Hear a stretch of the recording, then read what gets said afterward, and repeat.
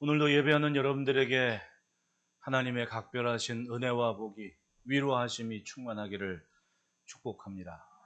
우리 마주보고 인사합시다. 주님을 놓치지 맙시다. 예, 주님만 바라보고 쫓아가는 발걸음, 그 발걸음만 잘 지키면 하나님이 약속하신 그 은혜는 반드시 있습니다. 우리가 신명기의 말씀을 계속해서 이젠 얼마 남지 않았죠. 참 힘든 여정이었습니다.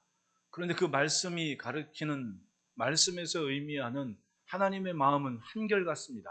이스라엘이 잘되고 형통하기를 바라셨다는 것.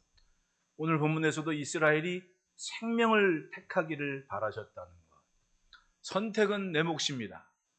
하나님께서 지키게 하신 그 말씀, 굳이 그 말씀에 하지 말라는 걸 하고 싶어하는 욕망, 그 선악을 알게 하는 나무의 열매는 절대로 먹지 말아라. 이 하나 말고는 다 자유로운 하나님의 은혜와 복이었는데, 하필이면 인간은 하나님 없이 살려는 하나님의 말씀을 외면하고 싶은 그 본능이 결국은 하나님을 등지게 만들지 않습니까? 여전히 하나님은 이스라엘에게 그 말씀을 하고 계십니다. 생명을 택하라.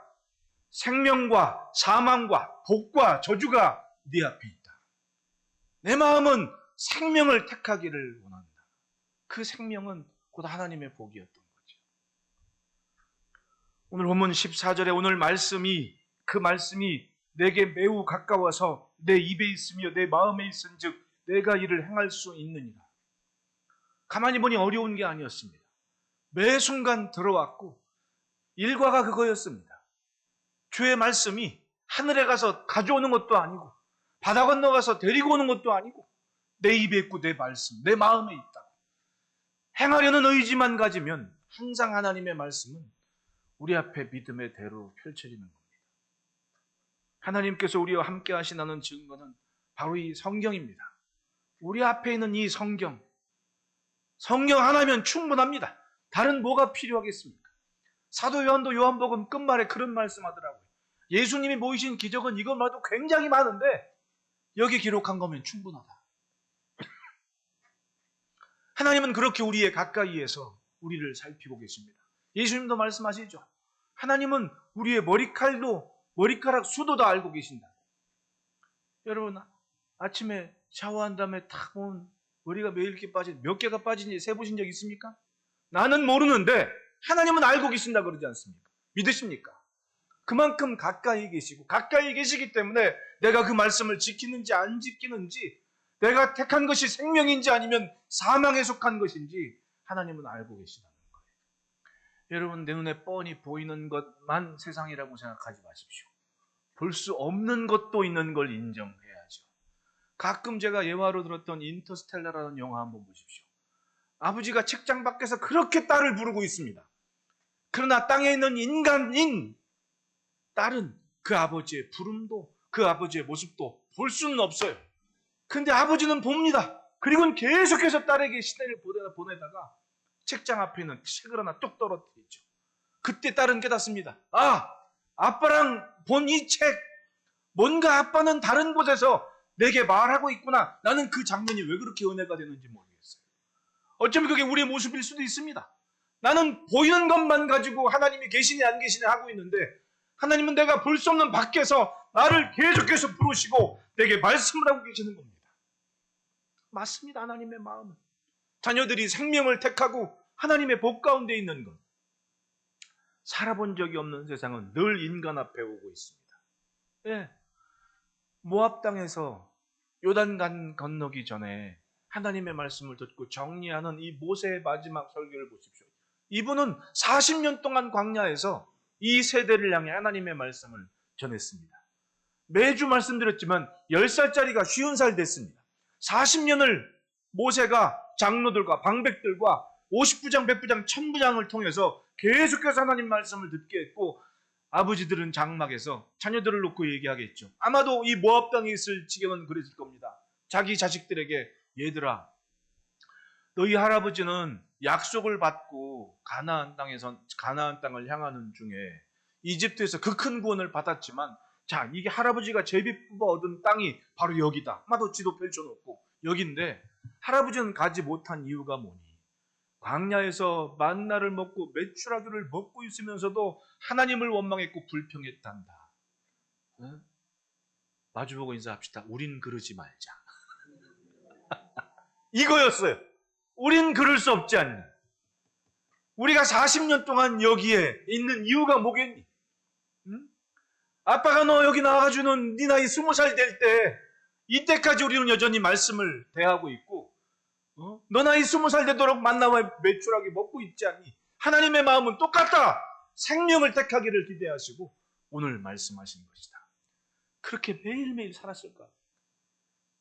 그리고 모압 땅에서 그렇게 아빠가 얘기하는 자기들의 스승되고 목자되고 하나님의 대리자였던 모세의 모습을 보고 있는 겁니다.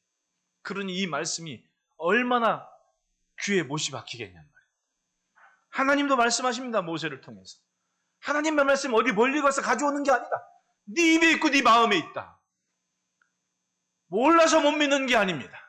읽지를 않고 듣지를 않으니 곁에 계신 하나님을 느낄 수도 없고 볼 수도 없는 겁니다. 보이지 않는 것을 보는 것처럼 믿은 조상들이 있는데 선진들이 그렇게 살아왔는데 하나님 없는 것처럼 살면서 얘기합니다. 하나님이 어디 계신지 모르겠다고. 안 읽으니까 그러지. 1000년이 넘는 세월을 사람들이 모아서 정경임을 추려가지고 우리 앞에 놓여 있습니다. 얼마나 귀합니까 이 성경이. 그런데 읽지를 않고 마음에 품지를 않으니 하나님은 어디 계시냐고 얘기를 하고 있는 거예요. 어른들 말로 등 따시고 배부르니까 지잘난 맛에 산다고. 근데 딱 이 사람들이 그런 거 아닙니까? 가나안 땅 들어간 세대들이. 이 사람들은 40년 동안 하나님 말씀을 들었기 때문에 맞습니다. 입에 있고 마음에 있는 이 말씀을 놓치지 않고 늘 생명을 택하면서 15년 넘도록 전쟁을 하면서 가나안 땅에 자기 기업 차지하기 위해 전쟁을 하면서 싸운 겁니다. 이때의 전쟁은 지금처럼 뭐 몇천 킬로 떨어뜨려가지고 미사일 쏘고 뭐 드론 날리고 이런 게 아니었어요. 적군을 코앞에 두고 숨결을 느껴가며 칼을 맞닥뜨리고 방패로 막아대는 싸움 아닙니까? 그러기를 15년 싸웠다고 상상을 한번 해보십시오. 지쳤을 겁니다. 그런데 그 일을 감당해냅니다. 왜? 입에 있고 마음에 있는 그 말씀이 자신들의 생각을 지키고 그리고 발걸음을 지킵니다. 하나님은 늘 우리에게 말씀하십니다. 말씀이 어려워서 못 믿는 게 아니에요. 말씀이 없어서 못 믿는 게 아닙니다. 입에 있고 마음에 있지만 행할 의지가 없는 겁니다. 쫓아가보지를 않는 겁니다. 그러니까 신앙이 성장하는 것도 없고 유혹에 노출되고 내 길이 어디인지를 모르고 내 집이 어디인지를 모르고 하나님이 계신데 하나님 없는 것처럼 마음대로 사는 겁니다. 여러분 내 마음에 하나님이 있는 것과 없는 것, 하나님의 말씀이 있는 것과 없는 것이 어떤 차이가 있습니까? 여러분 왜 하와가 굳이 뱀의 얘기를 듣고 선악을 알게 한 나무의 열매를 따먹었냔 말입니다. 그 마음에 하나님 두기를 싫어하는 그 마음이 결국은 하나님이 없는 세상을 상상할 수 없는 그 세상을 택하고 만 거예요. 그 선택이 온 인류를 죄악의 구렁텅이에 몰아넣지 않습니까? 그 다음 인류는 그 죄에 대한 본성을 무너뜨리지를 못하는 겁니다. 잠깐만 마음을 딴 생각 먹으면 죄를 향해 달려갈 수밖에 없는 그 본성을 그걸 어떻게 거스르겠는가? 하나님을 느끼고 하나님의 동행하심을 하는 비결은 어디에 있겠습니까? 하나님의 말씀에 담겨 있습니다. 무엇으로 하나님께서 함께 하시고 말씀하시는 것을 알 수 있습니까? 하나님의 말씀을 지킬 때 압니다. 지켜보면 압니다. 살아보면 아는 것이 하나님의 말씀이고 하나님의 임재라는 거예요. 살아보지를 않으니까 모르는 거예요. 네. 여러분 들었다고 다 아는 게 아니지 않습니까? 네. 알지만 막상 상황이 닥쳤을 때 모르는 것처럼 왜? 해본 적이 없는 거예요. 지켜본 적이 없는 겁니다. 히브리서 11장 5절에 믿음으로 에녹은 죽음을 보지 않고 옮겨졌으니 하나님이 그를 옮기심으로 다시 보이지 아니하였느니라. 그는 옮겨지기 전에 하나님을 기쁘시게 하는 자라 하는 증거를 받았느니라. 얼마나 그 말씀을 지켜 살았는지 300년 동안 그 말씀을 지켜 살아간 모습을 하나님이 보신 겁니다. 가장 최근에 상영된 러셀 크로우 배우가 노아한 그 노아 얘기 있거든요. 그 영화. 그 영화에 보면 여러 가지 사료들을 근거로 해서 그 시대의 상황을 묘사를 해 놨습니다. 그게 노아가 에녹을 찾아가는 모습이 있습니다. 에녹은 살아서 300년을 동행하는 애가 무드셀라를 찾아가는 모습이 있습니다. 무드셀라 이전에 에녹이 있었죠. 근데 그 상황을 이렇게 보면 야살의 책에는 얘기를 가져온 부분 등장을 해요. 그 시대에 정말 지혜자여 하나님의 뜻을 대변하는 이가 에녹이었거든요. 그 에녹은 정말 세상을 평화롭게 잘 통치했습니다.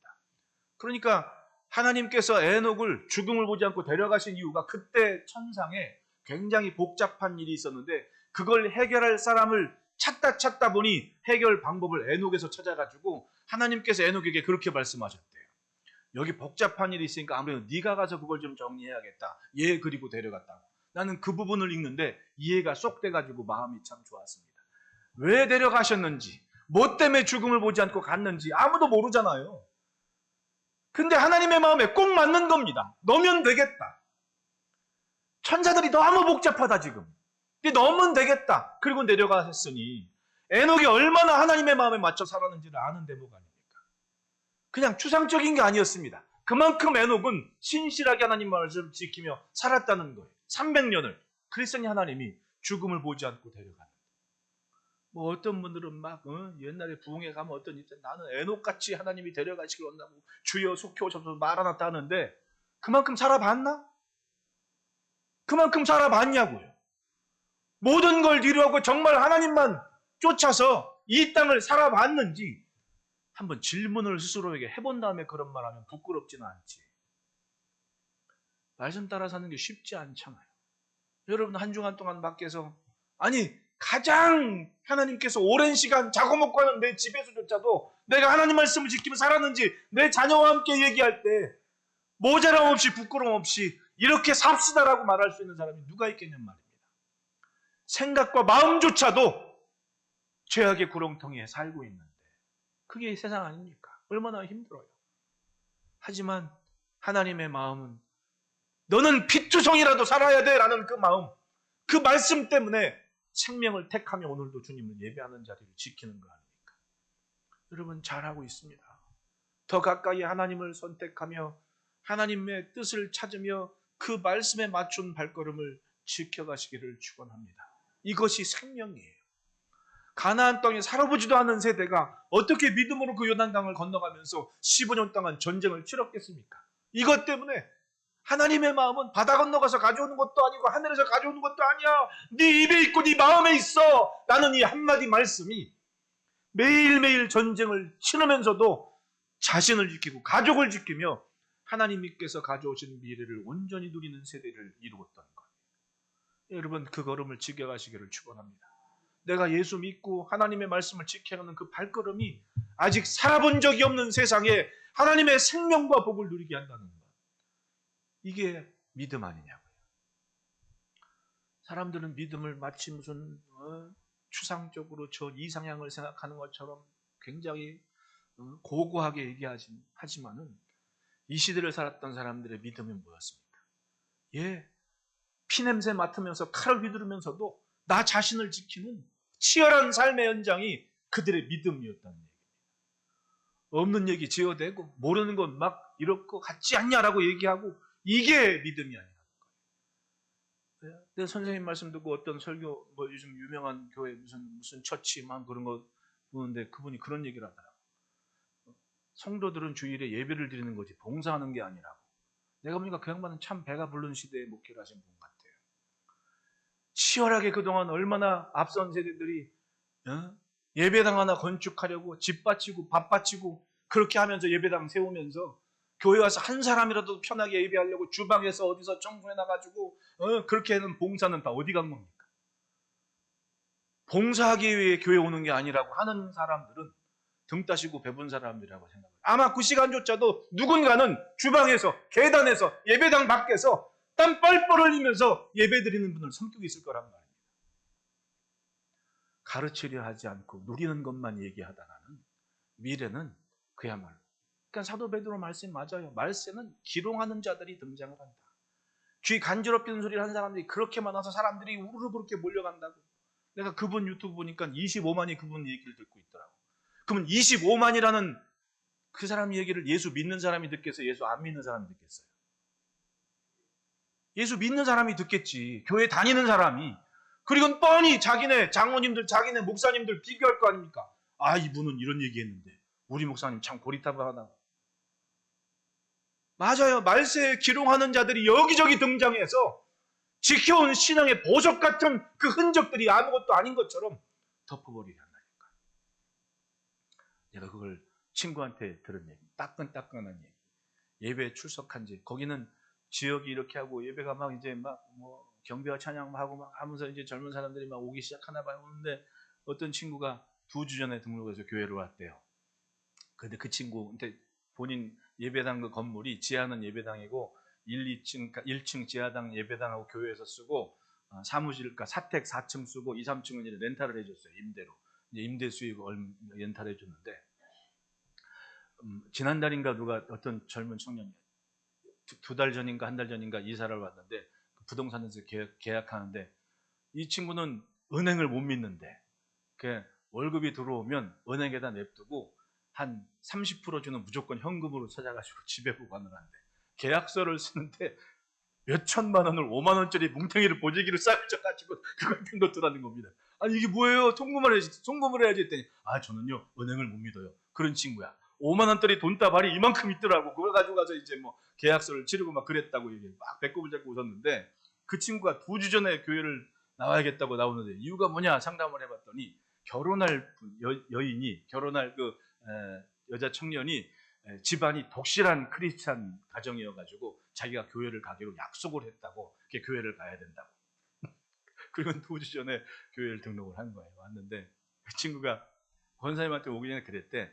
권사님 근데 헌금은 어떻게 해야 돼? 헌금은 그냥 정성스럽게 하면 된다고. 그러니까 마음에 부담 없이 하면 되는 거죠. 권사님이 그때 헌금은 물어보지도 않았는데 물어보면 좀 말할 수 있는 기회가 되는 거 아닙니까? 교회 다니면서 헌금은 우리가 11조도 하고 뭐 여러 가지 헌금이 있어요. 상황에 맞게 이렇게 헌금하는 거예요. 라고 말했으면 내가 생각하기에 들었을 것 같아. 근데 권사님이 그냥 헌금하라 그러면 교회 안 올까 봐. 그냥 나는 오고 안 오고는 주님이 하실 일이지 할 말은 제대로 해야 된다고 생각하는 사고가 내 사고고. 근데 그 누나 권사님이 그냥 처음 왔으니까 교회 온 적도 없으니까 괜히 뭐 저기 할까 봐 편하게 하면 돼요. 이렇게 했대. 근데 이 친구가 진짜 편하게 했어. 주일날 현금을 5만 원짜리 다발을 싸가놓고 친구인데 주일날 이제 감사헌금으로 자기가 이렇게 딱 이름을 써갖고 왔대. 친구 목사가 이제 그때 마침 재정부에 아무도 없어가지고 헌금 들어왔는데 전화가 왔어. 막 웃으면서 있어. 왜 했더니 2,000원 들었다.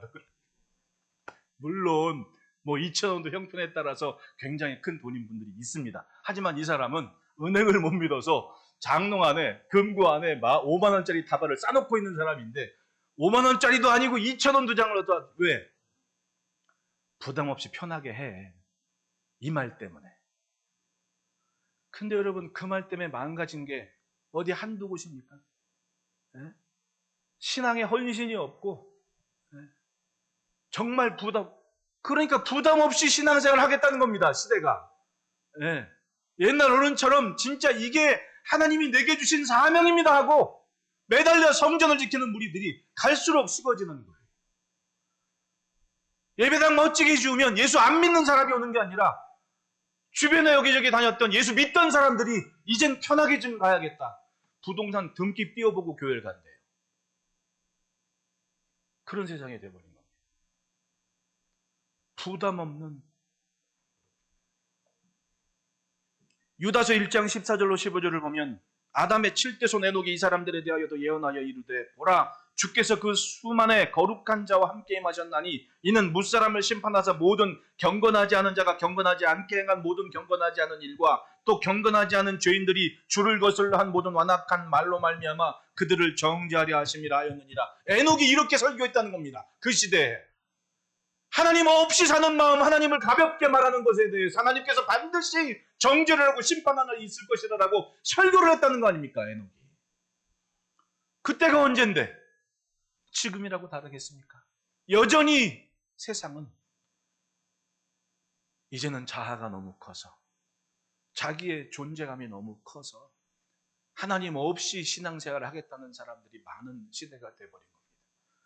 말세의 귀를 간지럽히는 자들이 기존에 있는 신앙생활에 상처받는 게 뭘까 다 조사를 해가지고 그걸 꼬집어서 이야기를 하면서 나는 달라 이러다 보니까 우르르 몰려가서 부담 없이 신앙생활을 하고 싶다는 사람들의 군집이 돼버리는 거예요. 신앙이 좋은 줄 알아요. 네. 그리고 착각을 하는 겁니다. 우리가 이만큼은 돼. 내가 보기엔 고등어 떼 같아. 차라리 한 마리 고래가 되지 고등어 떼가 모여가지고는 큰 척하는 거는 그건 가짜라는 거지. 맞아요. 고등어 한 마리가 고래 한 마리가 딱 들어가려면 여기저기 다 뿔뿔이 흩어질 겁니다. 그러니까 갈수록 신앙인이 많은 것 같은데 교회가 정체되니 어찌되니 지금도 성장하는 신앙이 있는데도 삐딱한 시선만 가지고 세상을 보고 있지 않습니까? 우리는 예수를 믿으며 예수의 향기가 되고 예수의 편지가 돼서 이 시대를 살아야 됩니다. 그것이 하나님 믿는 누가 봐도 아유 저분은 장로님이구나. 아 저분은 권사님이구나. 아 저분은 예수 믿는구나. 알만한 모습이 관계에서 있어지는 게 생명 아닙니까? 지금 누가 총칼 들고 예수 믿으면 죽이겠다고 협박하는 사람들이 누가 있어요? 없거든요. 그 시대도 믿음 지키기 위해서 굴 속으로 들어갈지라도 자기의 신앙을 지키는 사람들이 있었지 않습니까? 누가 봐도 저 사람은 예수 믿는 사람이다. 티가 납니다. 예수님 십자가 하실 때 옆에 있는 종들이 베드로가 말하는 거 봐도 저 사람 말투를 보니까 예수 믿는 사람이라고. 3년 동안 배운 게 그렇게 효과가 있지 않습니까? 마찬가지입니다. 사는 걸 보면 예수 믿는 티가 나야죠. 왜? 입에 있고 마음에 있는데 살아보면 아는데 하다못해 밥상 받아서 기도 한번 해도 아는 마당. 우리는 삶의 매일 하나님의 말씀으로 경계를 쳐야 됩니다. 울타리를 칩니다. 말씀의 경계를 삼아야 됩니다. 넘지 말아야 될 것을 넘으면 그때부터 문제가 생기는 거예요. 있는데 없는 것처럼 무시되는 행동으로 독일 교회를 깨운 신학자 본 헤프는 얼마 전에 영화도 나왔지 않습니까? 그분의 유명한 얘기가 값싼 은혜에 대한 얘기를 합니다. cheap grace라는 용어를 썼습니다. 정리해보면 네 가지를 얘기해요. 첫째는 회개가 없는 용서라고. 삶의 변화는 없이 용서만 가르치는 겁니다. 뭔 짓을 해도 좋으니까 교회만 오라고. 하나님은 다 용서하시다. 그 용서를 위해서 예수님이 십자가에 죽으셨다는 죄에 대한 대가를 얘기하지 않으니까 무조건 사랑하는 겁니다. 사랑이 없다고, 사랑해야 된다고. 그 사랑은 죄에 대한 아픔이 있고 그 아픔을 딛고 일어서는 게 용서라는 거예요. 죄 짓고 뻔뻔해 앉아있는 게 용서가 아니라 회개 없는 용서만 강조하다 보니까 변화의 조짐도 기미도 없는 사람인데 교회가 품고 예수 잘 믿는 것처럼 인정을 해주는 겁니다. 둘째로는 고백이 없는 세례를 줍니다. 참된 신앙의 고백 없이 의식에만 참여하는 겁니다. 마치 세례라는 경건의식에 참여하면 자기가 경건해지는 거냐, 자기 머리에 물만 부으면 자기가 깨끗한 것이냐 착각을 합니다. 예수만이 내 주인이십니다라는 주인의 전환과 고백이 없이 세례를 줍니다. 시간만 되면 세례 주고 시간만 되면 직분도 주고. 그러니까 멀뚱멀뚱 교회만 대해서 몇 년 되면 내가 지금쯤이면 집사 돼야 하는 거 아니에요? 내가 지금쯤이면 권사 돼야 되는 거 아닙니까? 어떤 목사님이 고민을 얘기해요. 네? 교회 창립 때부터 30몇 년을 교회를 다녔는데 이분 때문에 임직식을 못 하겠다고. 왜요? 해야지 30년 다녔는데. 30년 내도록 정직한 11조를 한 적이 없다. 이 사람 권사 돼가지고 얼마나 지금도 예수 믿은지 이 교회 온 지 몇 년 됐다고 자랑하고 사람들한테 막 이 말 저 말 해갖고 상처를 주는 마당에 권사까지 직분을 줘버리면 이 사람 어떡하겠냐고. 난 겁나서 임직식 못하겠다. 못하고 있다. 그럼 뭐 지나가는 말 아유 그래도 목사님 시대가 시대인데 라고 얘기하지만 걱정은 되고 마음은 아프죠. 그렇구나. 무늬만 크리스찬이 정말 많구나. 보네퍼는 그걸 고민했던 겁니다. 시간 되면 되는 줄 아는 고백이 없는 세례, 진정 주님이 주인이시라는 고백이 없이 세례를 주다 보니 교회가 이 지경 됐다고 얘기한 거예요. 교제가 없는 성찬을 얘기했습니다. 하나님과 사람의 진정한 교제는 강조되지 않고 이 떡을 먹고 이 잔을 대하는 자가 예수의 피와 살을 대한 것이라는 그 간절한 고백이 없고 교제가 없이 성찬식만 참여하면 마치 그 떡에 그 잔에 신비한 능력이 있느냐. 저도 전도사 때 어떤 권사님이 저한테 전도사님 우리 성찬식이 너무 가벼운 거 아니냐고. 왜요? 어떻게 예수님의 몸을 씹어 먹냐고. 이걸 카스테라를 받고, 제 전도사 때 얘기입니다. 30년 넘은 얘기예요. 이게 카스테라를 먹고 씹었다고 거기에 시험이 든 거예요, 이 권사님이. 어떻게 목사님이 성찬하면서 이걸 씹을 수가 있냐고. 예수님의 살을. 이분은 이 떡과 잔에 뭐가 굉장한 신비적인 뭔가 있는 것이냐 생각을 하면서 그동안 살아왔던 거예요. 교회 등록한 지 한 몇 달 되지 않은 분이 처음 성찬식을 할 때. 그렇게 가르쳤고 그렇게 배웠고 그러니까 그렇게 보는 거 아닙니까? 어? 목사님이 성찬식 할 때 그 떡을 씹었다고. 그냥 있어도 녹는 마당에. 교제가 없는 성찬을 하다 보니 이 잔과 이 떡을 대하는 일이 주님의 몸이고 한 지체인 것을 배우지를 않고 실천을 하니까 다 자기들끼리 나만 좋으면 그만이고 내 마음에 맞는 사람만 알면 그만이고 여기저기 한 몸인데 동네가 다른 동네처럼 그리고 맨날 기도해요. 하나 되게 하옵시고. 그렇게 살아야 될 거 아닙니까? 살아본 다음 얘기해야지. 사랑하라는데 한 몸이라는 걸 인정하며 떡과 잔을 같이 나누는데 그리스도의 살과 피 한 식구가 됐는데 내 마음에 맞는 사람만 한 식구가 돼버리는 거예요. 한 교회 안에서 보네포는 그걸 얘기한 겁니다. 그러니 전 세계를 전쟁의 구렁텅이에 묻고 그것도 자기가 예수 잘 믿는 것처럼 히틀러도 교회 다녔어요. 그러니까 2차 대전 끝난 다음에 온 교회가 이 보네포 목사님의 말씀처럼 먼저 회개 집회를 하지 않습니까? 우리가 잘못돼서 나라가 이 지경 났다. 그게 독일 교회 회개였습니다. 네, 맞아요. 교제가 없는 성찬을 강조했던 겁니다. 거기만 참여하면 굉장히 거룩해진 것처럼 착각을 한 거예요. 그 빵을 만들기 위해서 그 잔을 만들기 위해서 애쓰는 분들의 노고와 희생과 헌신이 어느 순간 딱 사라져버린 겁니다. 그것만 하면 되는 거죠. 그리고 십자가 없는 은혜를 강조했습니다. 진정한 십자가는 예수님도 네 십자가를 지고 자기 십자가를 지고 나를 따라야 돼 라고 말씀했는데 부담 없는 교회, 부담 없는 신앙, 부담 없는 은혜만 얘기하다 보니 십자가 없이 예수 믿겠다는 사람들이 양산이 되는 시대가 되어버려요.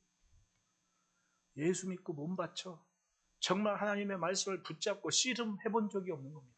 그냥 편히 왔다가 가면 되는. 하나님의 복을 받기로 원하지만 희생하려 하지 않습니다. 예수님 와서 십자가를 져라, 자기를 부인해라 하는데 알량한 자기를 남겨놓고는 이것만은 포기할 수 없습니다 하면서 자기 주관에 맞는 것만 찾아 헤매는 유랑하는 종교인이 얼마나 많은 줄 아세요 지금? 그러니까 교회는 없는데 설교자 설교 주는다고 수십만이 접속하는 사람들이 주일에만 그냥 렌트해가지고 공간 하나 딱 빌려가지고는 넣었다 흩어지는데 성도 수는 수십만이 되는 접속률을 발휘하는 이유는 뭐겠습니까? 여러분 예배하고 검사하기 얼마나 땀 흘려 수고하는 분들이 많아요. 우리 교회만 해도 내 주일만큼은 주의 날이다 땀 흘려 수고하고 이렇게 지금은 요즘 같은 날씨는 조금만 움직여도 솔직히 짜증나잖아요. 맥없이 그냥 혼자 이렇게 쉬는 게 제일 좋지. 근데 이른 새벽부터 예배당 올라와서 땀 뻘뻘 흘리면서 막 그냥 고생하시는 분들이 그분들의 헌신과 땀 흘림이 이렇게 앉아서 시원하게 그래도 말씀 듣고 믿음의 공동체 안에서 뭔가를 배우고 알아가는 시간을 만드는데 그걸 생각하지 않게 하는 사람들이 그렇게 많다니까요. 이 기롱하는 자들이 그렇게 많은 세상이 되어버린 겁니다. 여러분 정신 똑바로 차리십시오. 내가 지킬 게 무엇이고 내가 쫓아갈 것이 무엇인지 그거 없으면 하나님의 마음은 생명인데 사망을 택하면서도 생명인 줄 착각하는 사람들이 그렇게 많은 세상이 되어버린다니까요. 오는 시간을 보면 압니다. 걱정과 염려와 한탄이 식지 않는 세상이 되어버리지 않습니까? 네?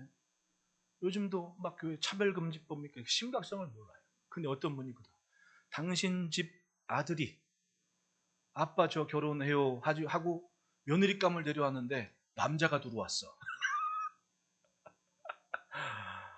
무섭지 않아요, 여러분? 내 집딸이 금이야 오기야 잘 타는데 아빠 저 결혼할 거예요. 사윗감이에요. 데려왔는데 여자가 들어왔어.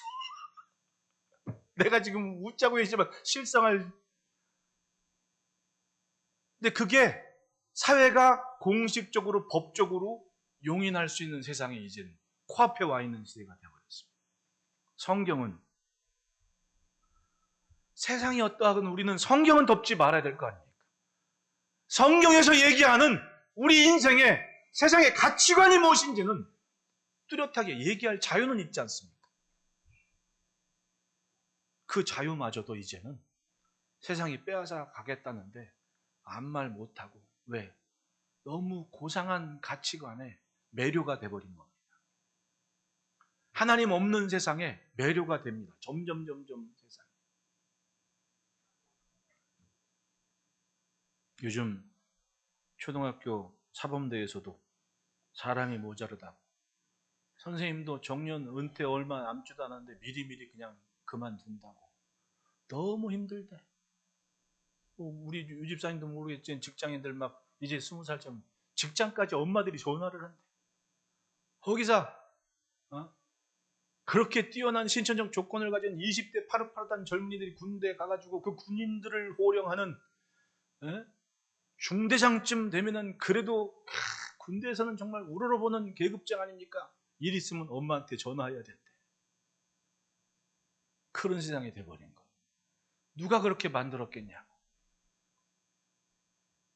다 한 시대를 살았던 사람들이 뭔가 그래도 이건 존중하며 살아야지, 이 말을 찾을 수가 없었던 거예요. 너 세상 못 나도 선생님은 존중할 줄 알아야지, 이걸 가르치지를 하는 겁니다. 뭔 문제가 생기면 당신 학교 어디 나왔어? 이런 얘기는 할 줄 알고 학교 가가지고. 그러니까 저 강남에 있는 선생님들이 선생 못 해먹겠다고 걸핏하면 와가지고 학교 어디 나왔냐고. 이게 애들 앞에 할 짓입니까?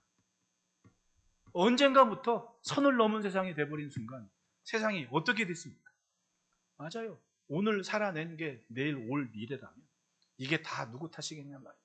남 탓 못합니다. 우리가 그렇게 살아온 겁니다. 여러분, 값싼 은혜에 만족하며 사는 사람들이 누굽니까? 자기 만족과 자기 은혜에 빠진 사람들이 그렇게 값싼 은혜에 만족하며 사는 겁니다. 뭐 하면 굉장히 치열한 삶에서 15년 동안 칼 휘두르면서 자식들과 가족들에게 하나님이 주신 복을 증거하기에 살아간 사람들이 아니라 성막 안에 편히 있는 사람들, 그리고 자기는 신앙 지켰다고 하는 사람들, 이런 사람들이 무서운 거예요. 이런 사람들이. 여러분, 치열한 삶의 현장에서 주의 뜻을 생명처럼 지켜가는 은혜가 있기를 축복합니다. 모압 땅에서 요단을 건너는 이스라엘에게 하나님은 그 사실을 분명하게 말씀하셨습니다. 너희는 그냥 사는 게 아니라 내 백성이고 내 도구다. 이걸 보여야 돼. 이게 너희가 나타낼 거야. 그 말씀 때문에 귀에 못이 박히도록 모세를 통해 또 자기 민족의 어른들을 통해 들어온 말씀, 아버지 할아버지를 통해 들은 말씀 가지고 전쟁에 나간 용사들이 그 말씀으로 버텼던 말씀을 가지고, 여기에는 이미 요단 동편에서 기업 물은 사람도 있습니다. 루벤 지파, 므낫세 반 지파, 갓 지파, 이 세 지파든 요단 동편에 이미 자기 기업 얻었습니다. 근데 모세가 뭐라 그래? 그래, 여기서 너희 기업 가지고 하는 건 내가 허락한다. 하지만 너희 다른 지파의 사람들이 자기 기업 얻을 때까지 너는 가족과 식솔들을 여기에도 가서 전쟁해야 돼. 그리고 그럼 이 사람들은 자기 식구들은 집에 두고 요단강 건너와서 15년 넘게 전쟁만 치르고 있습니다. 집 생각 안 나겠습니까? 자기들은 이미 얻은 거야. 가도 돼. 근데 전쟁을 합니다. 왜? 하나님이 약속하신 것 때문에. 하나님 앞에 고백한 그 약속 때문에 15년을 결혼하고 애 두고 한좀 살만하다가 애 5살 돼서 한 25살쯤 전쟁 나와서 요단강 건너 전쟁한 사람. 40 돼서야 집에 가는 거예요.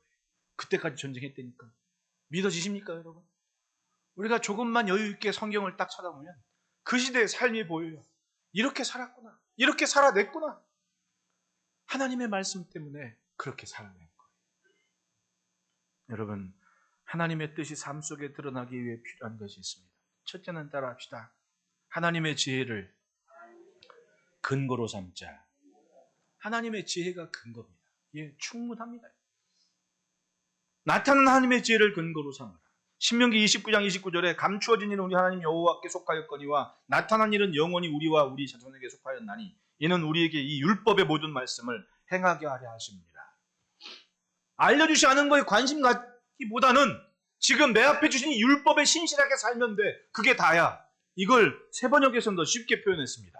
이 세상에는 주 우리의 하나님이 숨기시기 때문에 알 수 없는 일도 많습니다. 그것은 주님의 것입니다. 즉 알려주시 않은 것 굳이 할 필요 없다. 그건 주님의 것이니 그때그때 상황을 보면 안다. 문제는 그러나 하나님은 그의 뜻이 담긴 율법을 밝히 나타내 주셨으니 왜? 40년 동안 들었거든요. 40년 동안 설명을 들었어요. 아버지한테, 할아버지한테, 모세한테, 또 10부장, 50부장, 100부장한테. 이것은 우리의 것입니다. 우리와 우리의 자손 길이길이 이 율법의 모든 말씀에 순종해야 됩니다. 그것이 아직 경험하지 않은 가나안의 미래에서도 하나님의 것을 지킬 수 있는 이게 근거라는 거예요. 코앞에 있는 하나님 말씀도 듣지 않고 믿지 않고 읽지 않으면서 하나님 어쩌고 할 자격이 있겠냐 말입니다. 성경은 하나님의 심판이나 저주를 얘기하기 전에 먼저 자신을 돌보게 합니다. 예, 성경이면 충분합니다. 모르겠는 것 가지고 이것저것 판단한 일도 아니라는 겁니다.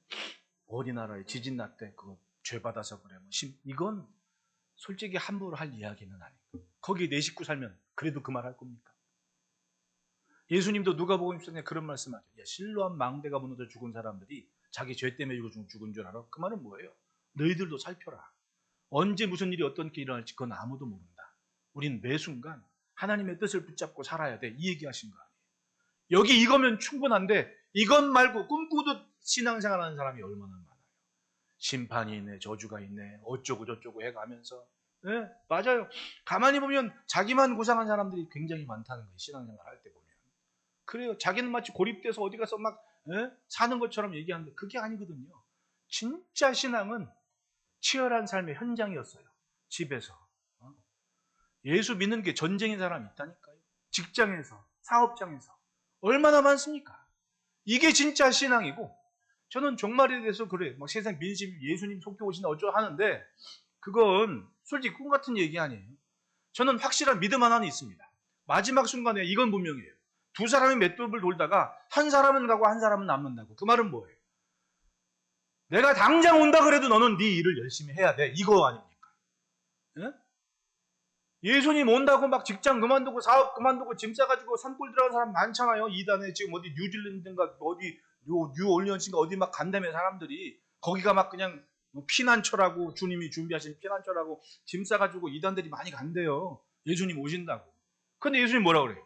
야, 두 사람이 맷돌 돌다가 한 사람은 가고 한 사람은 나와봐. 그게 그날에 있을 일이야. 그 말은 뭐예요? 너 내일 내가 오더라도 직장생활 열심히 하고 돈 열심히 벌고 봉사 열심히 하고 너는 네 일을 하면 되는 거야. 단 신앙은 지켜라. 근데 마치 신앙생활 예수님 오신다고 짐 싸가지고 어떻게 해야 신앙생활 잘하는 것이냐 그렇게 호도하는 사람들이 얼마나 많았냐고요. 우리 역사에도. 가평의 이단들이 왜 그렇게 많아요? 그 사람들은 전부 다 막 사람들 예수님 오시니까 얼른 집 바쳐라 막 부동산 팔게 하고 막 그거 다 해가지고 간 거 아니에요. 멀리 갈 것도 없어. 방화부동산 아거리에 있어. 그 사람들 저 미아리에서 오만 잡다한 희한 집회까지 다 해가면서 하다가 막 사람들이 막 은혜 받아가지고 집 바치고 집 바친 사람은 전부한테 룸 한 칸씩 준 거 아니에요. 그 가요 뭐 아파트처럼 지고 딱 있어. 거기 살아요. 못 나와. 왜? 다 바쳐버렸거든. 남은 게 집 한 칸이야. 못 나와. 그 사람들이 매일 주일마다 주입하는 게 그거 아닙니까? 우리 교회만 진짜다. 우리 교회만 진짜다 하는 사람이 이단인 거야 결국은. 거기. 그 앞에 지나가다 보면 다 그 얘기예요. 천국 가려면 우리 교회 오라고. 성경을 조금이라도 내 눈으로 읽고 내 입으로 말하고 내 귀로 들었다면 그거 아닌데요? 할 수 있을 거 아닙니까? 못하는 거예요. 근데 그렇게 고상한 가치관을 얘기하면서 마치 그걸 쫓아가면 신앙이 엄청 경건한 것처럼 착각하게 하면서 어느 순간 사회에서 폐인을 만들어버리는 거예요. 저도 어릴 적에 그런 종말론적인 신앙생활을 했습니다. 종말론적이다라는 말 굉장히 중요한 말이에요. 내일 주님이 오실 것처럼 오늘 믿음의 삶을 잘 지키라는 의미거든요. 666 보고도 저도 666이라는 영화 보고잖아요. 지금 상영된 적도 없죠. 그때 얼마나 사람들이 웅성웅성한지 아십니까? 바오로 2세가 적그리스도라고. 난 고등학교 때는 그 말에 심각했습니다. 근데 요한 바오로 2세 올 때 나 그분 환영한다고 저 거기가 어딥니까? 종로 1번지 세문안교회 앞에 있는 거기서 태극기 흔들었다고 이렇게 어서 오시라고. 근데 교회에서는 난 적그리스도 앞에 국기 흔들고 있었던 사람이 돼버린 거예요. 내가 잘하면서 성경을 공부하다 보니까 그게 아니고 말틴 루터는 이미 그때 1517년 16세기 이미 그때 교회에서는 교황을 적그리스도라고 얘기했던 거예요. 그때만 그런 게 아니에요. 지금 시대는 적그리스도가 엄청 많은 시대가 돼버렸지. 안티크라이스트, 예수를 반하는 모든 게 적그리스도가 됐으니까 우리는 그 문화 안에 아예 살게 되지 않습니까? 팬데믹 지나고 더 했죠. 여러분 그때 중학생 애들이 고등학생 되도록 뭘 봤습니까? 교회지는 이상하다고요. 모이지 말라면 안 모여야지. 이 소리 맨날 들었거든 뉴스에서. 그러니까 팬데믹 전엔 요 앞으로 애들이 끝나면 요 앞으로 지나갔단 말이야. 근데 이제는 건너편으로 지나가더라고. 그 정서가 무시를 못하는 세상이 돼버리는 거야. 눈앞에 이루어지는 일들을 분석하고 오는 세상 걱정하는 것도 좋지만 중요한 것은 미루어 짐작할 일이 아닌 겁니다. 그건 하나님 거예요. 하나님 거. 우리가 할 일은 알게 하신 것만도 지키기에 충분하다. 여 앞에 있는 것만 지켜도 나 믿음 생활하고 나 천국 소망하고 하나님의 사람으로 사는데 충분하다. 그렇게 말씀하는 거예요. 하나님의 말씀이 확실한 근거입니다. 따라합시다. 성경 한 권이면 충분합니다. 주의 말씀에 집중하면 아직 오지 않은 미래라 할지라도 내 믿음을 지키며 하나님을 경외하는데 충분합니다. 미가 선지자는 6장 9절에 이렇게 말씀합니다. 여호와께서 성읍을 향하여 외쳐 부르시나니 지혜는 주의 이름을 경외함이니라. 생명의 지혜는 주의 이름을 경외함에 있습니다. 그거 하나면 충분하다는 거예요. 하나님의 뜻에 맞춰 사는 겁니다. 주를 경외하면서 하나님의 말씀을 쫓아서. 둘째로는 따라합시다. 회개와 순종이 축복의 비밀이다. 하나님께서 이 신명기에 말씀을 하실 때 생명과 사망, 복과 저주를 얘기해요. 즉 하나님도 아시는 겁니다. 잘 지키고 가는 사람들이 있는데 그렇지 않은 사람도 있다고. 그런데 그렇지 않은 사람은 어쩔 거냔 말입니다. 신명기 30장 1절로 10절 말씀에 이르면 내가 내게 진술한 모든 법과 조주에 내가 임함으로 내가 내 하나님 여호와로부터 쫓겨간 모든 나라 가운데 이 일이 마음에서 기억나거든 너와 내 자손이 내 하나님 여호와께로 돌아와 내가 오늘 내가 명령하서 온전히 따라 마음을 다하고 뜻을 다하여 여호와의 말씀을 청종하면이라고 설명을 하거든요. 그 말은 뭐예요? 지킬 사람도 있고 못 지킬 사람도 안 지킬 사람도 있는 걸 알고 계셨는데 안 지켰다고 버리시냐? 그건 또 아니었던 겁니다. 4절에 보면 내 쫓겨간 자들이 하늘가에 있을지라도 내 하나님 여호와께서 거기서 너를 모으실 것이며 거기서부터 너를 이끄실 것이다. 이때 당시의 사람들이 천동설을 주장했을까요? 지동설을 주장했을까요? 이때 당시의 사람들이 지구가 태양을 돌고 있는 걸 상상이나 했을까요? 그러니 하늘가에 쫓겨갔다는 얘기는 뭔가 잘못해가지고 내 눈에 저 하늘가가 보여요. 거기 쫓겨간 거야. 근데 하늘가라는 게 신기하게도 가도 끝이 없어. 그게 하늘가의 의미거든요. 거기에 있다 할지라도 어떻게 하면 말씀을 청종하고 회개하고 하나님을 찾으면 다시금 내가 돌아오게 할게 라고 약속을 하시거든요. 매 순간 하나님의 자비와 은혜를 구하고 말씀을 쫓아 회개하며 그리고 하나님 말씀 지키는 삶이면 오늘 하나님은 복되게 하신다는 거예요. 믿으십니까? 하나님의 자비하심을 믿으라는 겁니다. 말씀을 주신 이유는 다른 것이 아닙니다. 하나님께서 하나님의 사람들을 복되게 하시려는 은혜의 방편이었던 겁니다. 그러므로 따라합시다. 끊을 것을 끊으면 더 풍성해진다. 하나님께서 싫어하시는 것을 싸질머지고 살면서 내게 복 달라고 한들 복이 있겠습니까? 끊을 건 끊고 정리해야 돼요. 그러니까 예수 믿을수록 삶이 가벼워지는 이유가 그겁니다. 인생의 연륜이 깊어가면 깊어갈수록 세월이 빨리 가는 이유가 그거 아니에요. 어린 시절은 내 눈에 보이는 거 느끼는 거 전부 내 거 해야 돼. 막 다 마음에 담아. 하루가 길어. 근데 어른이 돼서는 내 안에 둘 거 아니면 지내칠 거 버릴 거를 판단이 빨라. 그러니까 하루가 촘촘하지가 않아. 들어올 거 들어오고 버릴 거 버리고 무시할 거 무시하니까 세월이 빨리 가는 거예요.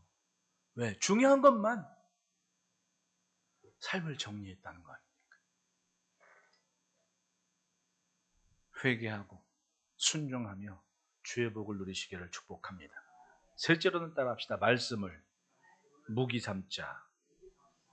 11절부터 14절에 내가 오늘 내게 명령한 이 명령은 내게 어려운 것도 아니요 언 것도 아니니라.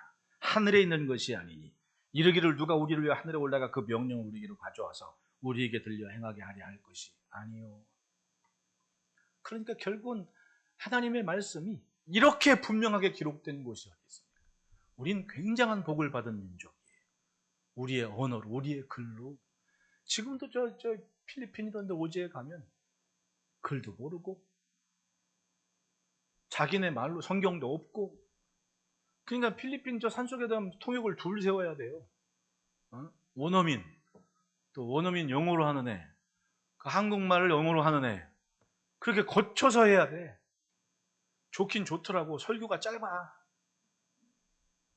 우리 교회 한 40분 하잖아. 거기는 딱 10분만 하면 1시간이 가버려. 왜? 두 사람 통해서 얘기해야 되니까 아주 함축적으로 10분만 설교하면 그냥 1시간 넘도록. 그렇게 생각하면 얼마나 우리가 복됩니까? 우리 말로, 우리 언어로. 이 말씀이 얼마나 큰 무기가 됩니까? 멀리 가서 가져올 것도 아니고 꿈 같은 얘기에 누가 꿈 꿨더니 이러더라, 내가 기도해 봤더니 어떻더라. 가만히 보면 그런 것 때문에 사람이 다 혼란스러운 거 아닙니까? 네? 예수 믿는 사람이 사기를 잘 당해. 네? 내 후배가 이제 어디 이렇게 저렇게 하다가 크게 뭐 원장님 소리 들으면서 한 20년 한 거예요. 할머니들하고 다 어른들, 환자들 데리고 목회하면서 아주 넉넉하게 목회했습니다. 동네에서, 아주 그 동네에서는 가평 군내에서도 한 두세 손가락 꽂을 만큼 아주 유지로 살았어요. 후배가. 근데 이렇게 저렇게 해가지고 어떻게 본교회 장로님들이 어떻게 해가지고 그걸 좀 차지하고 싶으셨나 봐. 이렇게 이제 정치적인 이슈가 돼가지고 졸지에 백수가 됐어요. 지난주에 같이 밥 먹자고 만났는데 이 친구가 그래, 형님 저 사업을 할까 봐요. 왜? 했더니 목돈을 만질 수 있는 기회가 있다고 어떤 저 요양원에 왔던 어떤 저 권사님 아들이 이렇게 저렇게 어떤 교회 안수입사인데 와가지고 저한테 얘기를 했거든요. 얘기해봐 했더니 베트남 어디에 가면 거기서 한식 식당을 열면 대박을 친대요. 그래?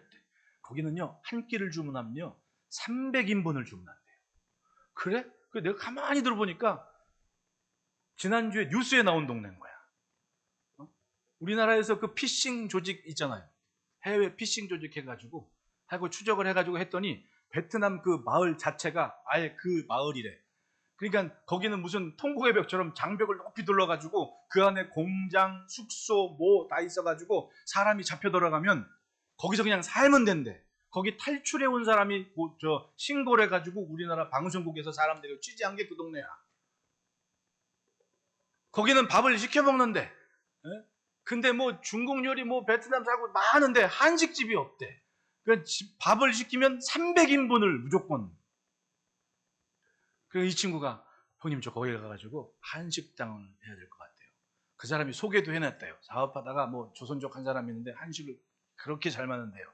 대박 칠 것 같습니다. 그냥 그랬지. 뉴스에 나왔어. 거기 사기꾼들이 다 거기 모여 있대.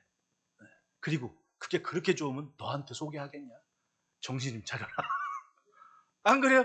그렇게 좋으면 지가 하지. 남한테 뭐하러 해.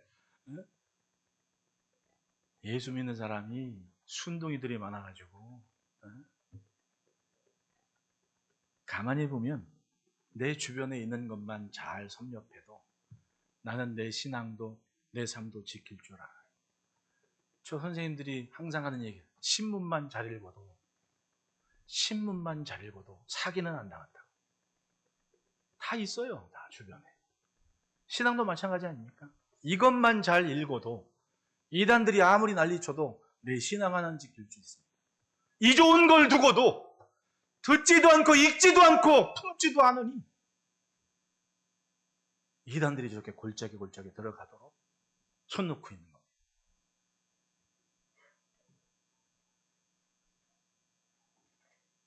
로마서 10장 8절에 사도 바울께서 말씀합니다. 그러면 무엇을 말하느냐? 말씀이 내게 가까워 내 입에 있으며 내 마음에 있다 하였으니 곧 우리가 전파하는 믿음의 말씀이다.